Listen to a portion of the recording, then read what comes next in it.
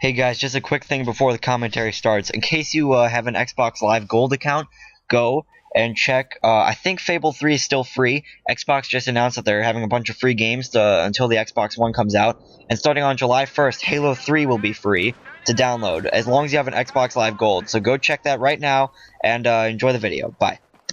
Hey guys, what's going on? GODLYxPANDax here.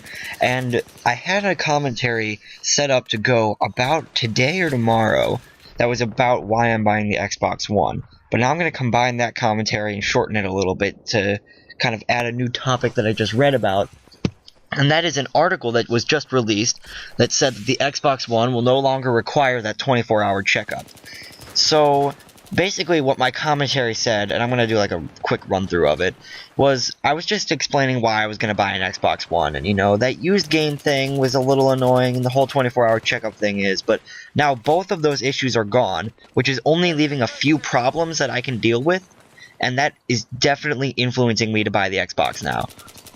So basically, the reasons I'm buying it now are because, well, I just like Xbox better. You know, I've never played too much PlayStation. I've never really had the opportunity to play the PlayStation 3 extensively, but I've heard from people who played both that the Xbox Live service is a little better than the PlayStation Network, and you know, I can't say for myself, but anyway.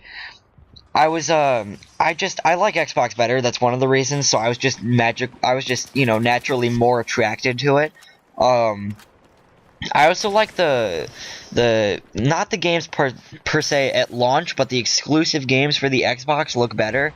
You know, in the next year and a half, you got like a new Halo coming out. You got Titanfall, which might be a really, really good game. It might actually be one of the next big, like, you know, must-have games. And you got Dead Rising 3, and I like the Dead Rising games. I've never played them extensively, but I have played them a lot, and I like them.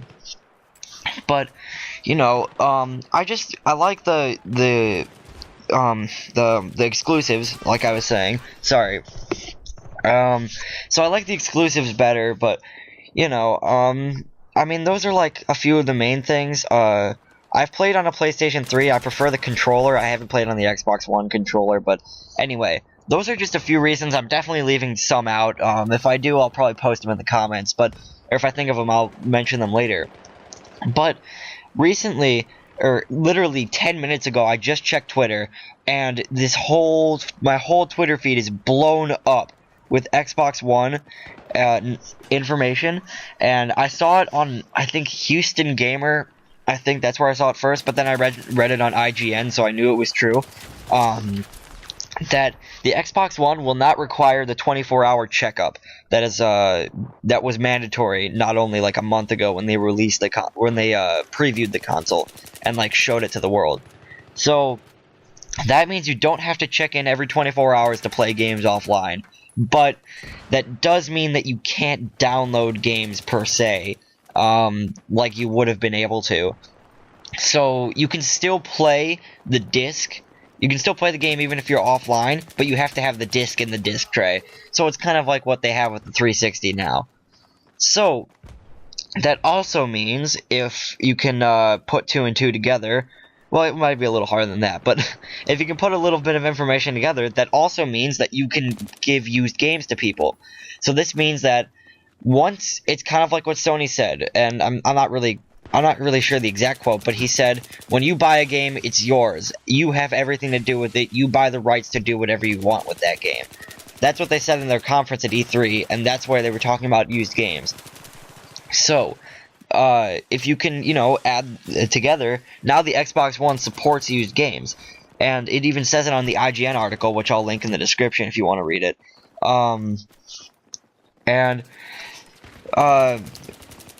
It says on the article, quote, Xbox One will also no longer restrict used games and will instead allow discs to be exchanged in the same way they are in the Xbox 360 with no additional restrictions for trade-ins or lending games to friends. The system is also no longer being region locked, and all downloadable games will function the same way whether your console is connected or not. So what this means basically is, if you can hear the clicking on my mic, I'm sorry, my mouse. So basically, Xbox is trying to follow Sony's lead, and that's good. And you know, people are going to bash them for being like, oh, well, Sony did it first. It doesn't really matter because the Xbox is realizing their mistakes. Microsoft, that is. And Microsoft is realizing their mistakes, and they're realizing what Sony was doing right.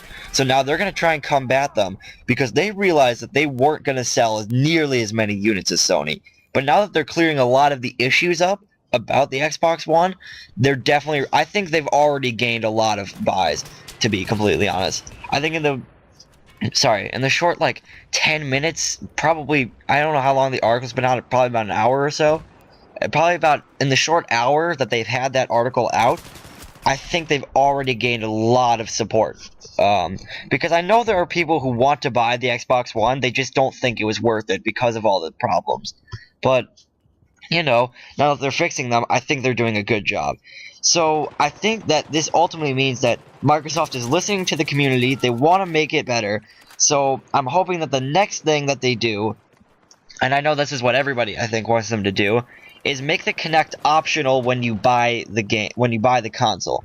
The only reason the console is $100 more is because the Kinect is included in that. They want to kind of, like, bring the Kinect into the new generation, and I already know they have a lot of game integration with it, but I'm really looking forward to seeing what they're doing with that. I'm just not interested in the Kinect as much as, per se, someone else might be. So, I mean, I have a Kinect, I'm looking at it right now, it's sitting on top of my TV, but I don't think I've used that thing in at least 6 months. So, I don't really see a point to having it. Unless you like, you know, those exercise games, which I know are actually very popular among mostly older people, like mid-40s, 50s, those kind of people. But I know some people do it, but... Anyway, that's all I have. I'm really looking forward. This just secured my Xbox One pre-order. I'm gonna go do that in the next few days. I'm gonna pre-order. I want you guys to leave me a comment whether or not I should pre-order Call of Duty Ghosts or Battlefield 4 with the console. Because I'm trying to decide which, and I need a game to get me through at least a month and a half. I know that I think the Xbox One comes with like a free game or two, like, built into it. I'm not sure. But, anyway, I hope you guys enjoyed. If you did, please leave a like on the video. The article is in the description once again. Make sure you check it out. It's very exciting. If you have a Twitter, go to Twitter. I'm sure if you're following people on YouTube, they're blowing up about it. So, I would definitely go and research this a little bit and consider your repositioning if you weren't considering an Xbox One before. And I'll talk to you guys in the next video. Bye.